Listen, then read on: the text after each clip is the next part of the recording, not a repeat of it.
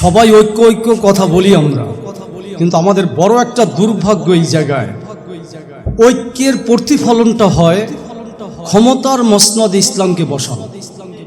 আর বাংলাদেশে বসানোর উত্তম মাধ্যম হলো জাতীয় নির্বাচন।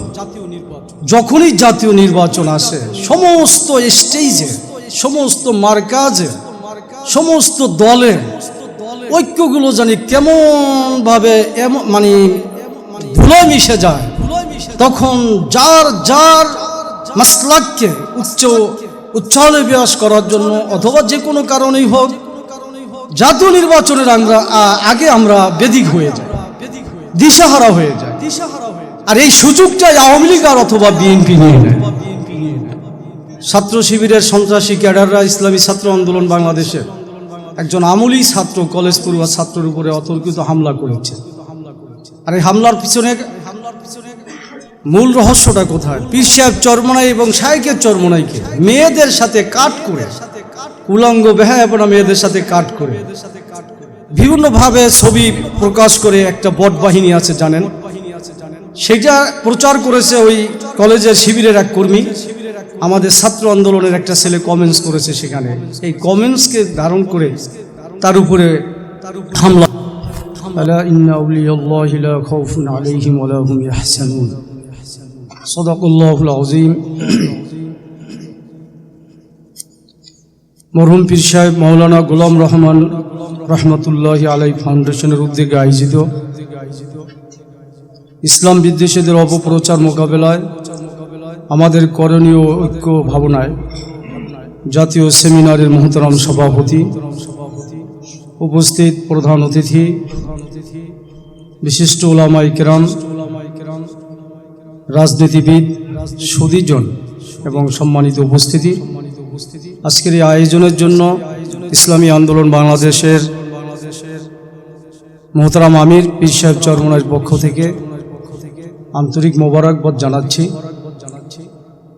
যুগে যুগে অনেক আউলিয়ায়ে কেরামের অবতরণ হয়েছে এই বাংলায়, যাদের অবদানের ভিত্তিতে এদেশের মুসলমানেরা উজ্জীবিত হয়েছে, ঈমান দীপ্ত হয়েছে।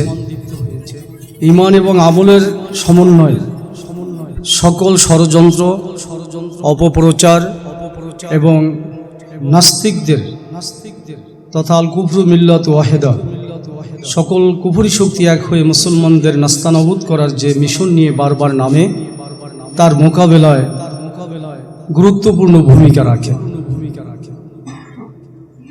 ঈমানের মোকাবেলায় যখন লড়াইয়ের ময়দানে আসতে হয়, তাজকিয়ার ময়দানে যারা বেশি চর্চা করে এই পীর মাশায়েখ, আউলিয়ায়ে কিরাম এবং এদের সাথে সম্পৃক্ত যারা আছেন, তারাই জীবন বাজি রেখে শহীদি তামান্না নিয়ে ময়দানে এসে বাতিলের মোকাবেলা করে থাকে। মাওলানা গোলাম রহমান সাহেব আমার মাদারীপুরের এই সন্তান, আল্লাহ তাআলা তাকে জান্নাতের উচ্চ মাকাম দান করুন।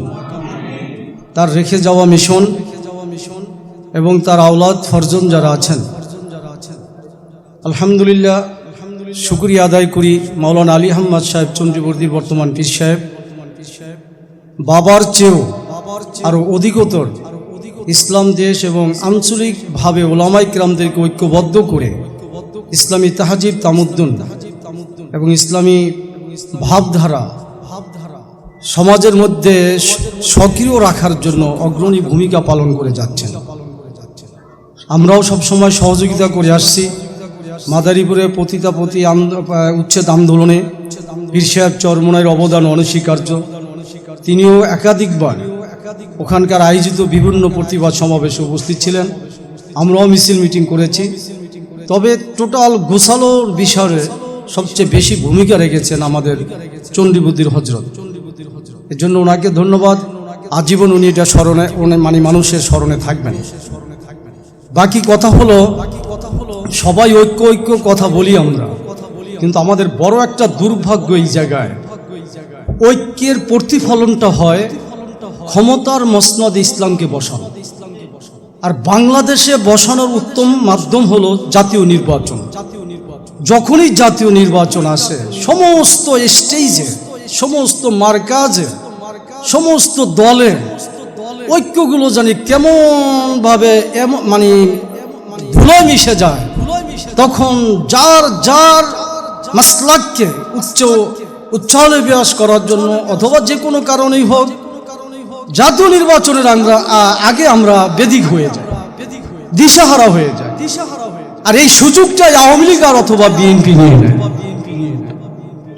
আমি মাদারীপুরের সন্তান হিসাবে, যেহেতু মাদারীপুরের এলাকারই আজকের এই প্রোগ্রামটা, যদিও ঢাকায় হচ্ছে, গতকাল মাদারীপুরে চরম একটা ঘটনা ঘটেছে।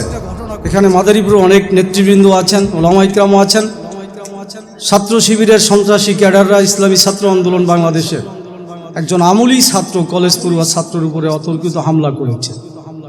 আর এই হামলার পিছনে মূল রহস্যটা কোথায়? পীর সাহেব চরমনাই এবং শাইখের চরমনাইকে মেয়েদের সাথে কাট করে, উলঙ্গ বেহায়াপনা মেয়েদের সাথে কাট করে বিভিন্নভাবে ছবি প্রকাশ করে একটা বট বাহিনী আছে জানেন, সেটা প্রচার করেছে ওই কলেজের শিবিরের এক কর্মী।